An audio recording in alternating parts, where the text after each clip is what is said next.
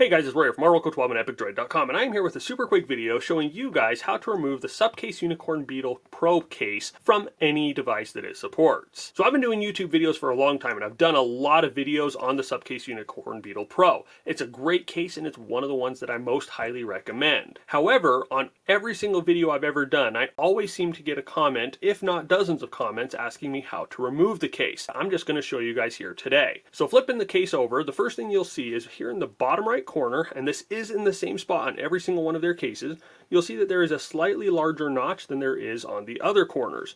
So if you come in here, you can just stick your fingernail, stick a key, a coin, or something in there, and you're going to peel it back. Now, it is a very tight fit. It is very hard to get off, so don't be discouraged if you don't get it right away. Just be patient, and it will come off.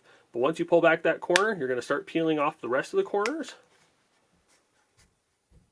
You're going to work your way all the way around, come back here, pull down a little bit more just to get a little bit more leverage. Work your way back up. Peel it off around the other corner. And then take this plastic frame, and presto, you are good to go. Again, it's super easy. Just go into that bottom right corner, look for that notch, pull it back, and then you can peel the whole thing off.